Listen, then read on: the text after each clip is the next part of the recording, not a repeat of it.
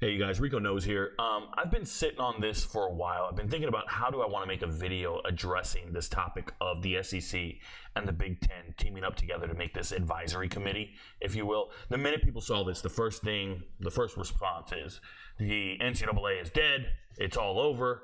And then as you read the details, you realize Greg Sankey and Petiti, the commissioner from the Big 10, Greg Sankey, the commissioner from the SEC, they've been very clear and they're adamant. We are not trying to break away from the NCAA. And there's a couple reasons for that.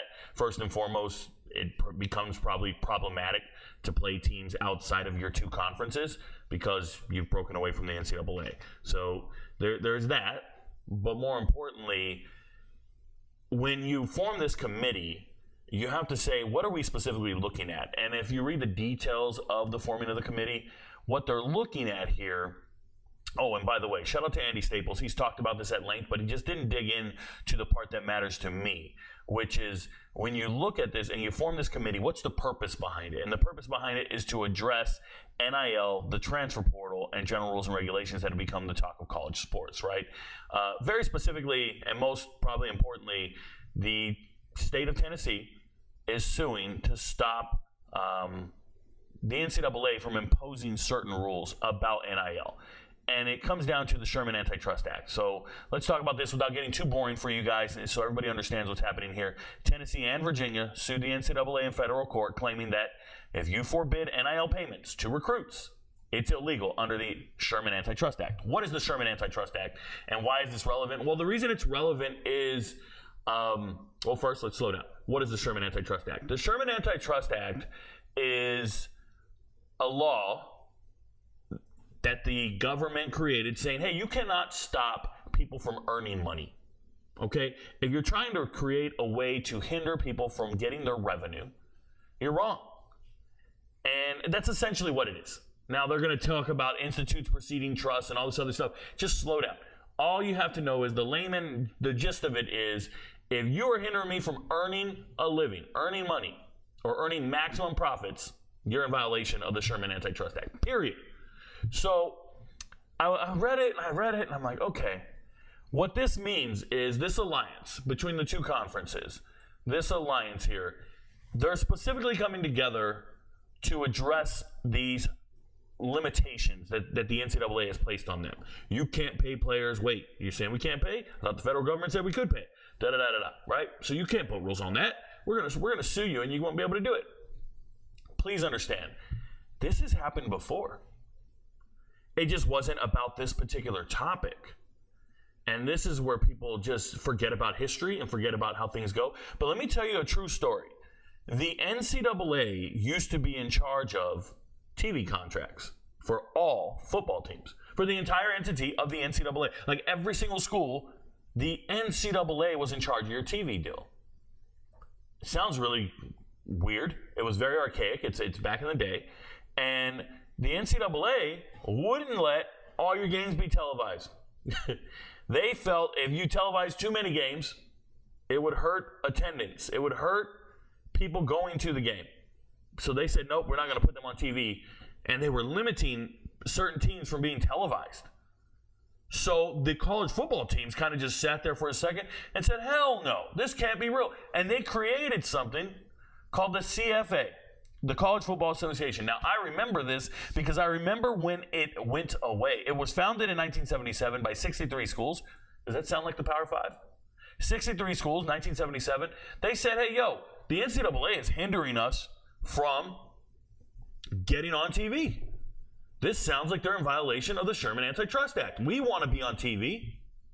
We need to sue them. And never in your life have you seen a large organization, a successful large organization like the NCAA, lose every single significant court case. So what happens is the CFA gets created, and I can show you guys, if you do a search, this was the logo of the CFA before football games in the 80s. It would say like the Auburn, Alabama Iron Bowl, and then it would say CFA football. And it was this thing, now I don't want to play it because I don't want to get a copyright violation, but it was this thing where CFA was a union, if you will, a joint advisory between the conferences.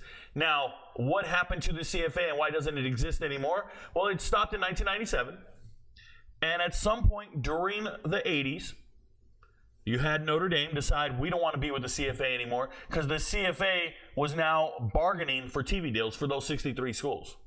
And the CFA was getting them TV deals, everybody on TV, the 63 teams, but Notre Dame wanted their own national TV deal. And this is why Notre Dame ended up winning a national title, is because they had a deal where they were on TV every single week.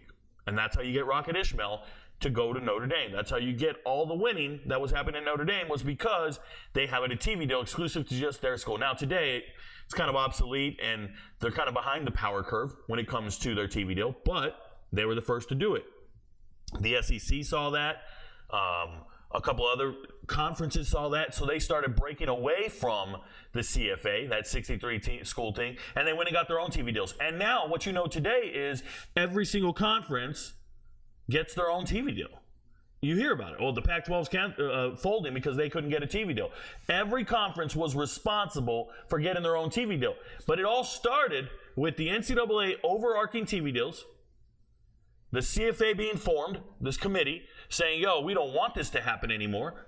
And once they said, we don't want this to happen anymore, then they went out and advocated for TV deals on behalf of the schools. And then at some point, the schools got bigger than the CFA and said, we're going to break away from this and start our own thing. And they went to their own conferences. And then here we are. So why am I bringing this up? Well, number one is the anti-Sherman, right? The Sherman Antitrust laws. More importantly, though, now you have two conferences that want to break away from the Power 5. There is no Power 5. It's Power 4. Pac-12 is still going to exist. It's really weird. It's really Power 2 because the ACC and the Big 12, despite being equivalent on paper or in agreement somewhere, we know their product on the field isn't equivalent. It just isn't. The reality of the situation. The Big 10 and the SEC have way more money, way more ramifications. Oh, by the way, they're all breaking the rules. They're all in violation of the NIL rules. And the NIL rules are being implemented, and they're being implemented by the NCAA. And what they're trying to say is, hey, these two conferences, we're going to break away from here. It's going to be the Sherman Antitrust Act, right? It's going to be this thing where we're going to get away from here, and we're going to be able to create our own rules. That's what it comes down to. So the future isn't a super league, if you will. It'll happen. But the future is the players that play in the Big 10 and the SEC will have their own set of rules, meaning their own way of earning their money, their own union. And if you're a part of this conference or these conferences, you will be under their rules.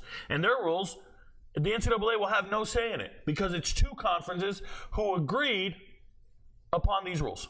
Kind of like the NFL Players Association and the NFL, when they have issue and they argue over what they agreed upon in their CBA, their collective bargaining agreement, what does Congress say to them? Hey, man, go back. You agreed to that shit. Make it happen. We don't want to hear about it. You two agreed to this. You don't like it? Go back to the bargaining table and agree to something else. So, for now, the Big 10 and the SEC are in cohesion, and they're going to go to this group and they're going to say, this is our super group. They don't want to add anybody else to the clubhouse because of the alliance.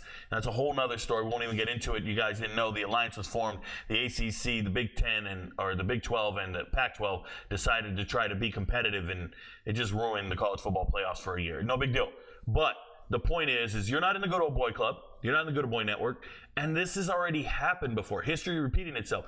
But all it did, when you formed that committee, when you formed the CFA, right? When the CFA was formed, all that did was take away TV contracts from the NCAA. NCAA still exists, still does a bunch of other things, but they no longer got to speak on this part right here. They no longer got to give a take on the TV contract aspect or side of the house. So, if you're following along, that means once this starts going and these two conferences agree to something to one another and hold each other to that standard, the NCAA will no longer have jurisdiction over NIL, transfer portal, or anything else that they already agreed to. So it's just going to take some time, but it looks like the NCAA will be phased out of this aspect of it. That's what it looks like to me. So people always ask me, Rico, what does this mean? Is the NCAA dead? Well, it's just no longer going to have the responsibility or the jurisdiction that it once had in regards to NIL and recruiting per se. So, that's my assessment of the situation. I hope people understand what's happening. It's just history repeating itself. And shout out to the CFA. If anybody didn't know this out there, there was already a committee formed many years ago, and it was around in the 90s, and then it just dissipated because it was deemed obsolete by the people involved. One day, the teams involved in these two conferences, and maybe more teams involved, they might look at this alliance that they're building here, or this committee, they might look at it as obsolete and then leave and go form their own committees, or they have their own agreements. That might potentially happen as well. We don't know what that looks like, but this is all rapidly evolving. And I say rapidly because most other places have such structure that they don't change their landscape like this. But this is what happens when you have 133 FBS partners, and you need to probably cut it down to a different number to make it manageable. But I would imagine when you have 40 teams in the SEC and the Big 10, it just, that becomes its own league and its own entity. But once again, this is about addressing very specific problem sets and eventually phasing the NCAA out of imposing rules or overseeing those problem sets. The NCAA has nothing to do with TV deals nowadays. But once upon a time, they ran the entire thing. But they were, stringent, restrictive.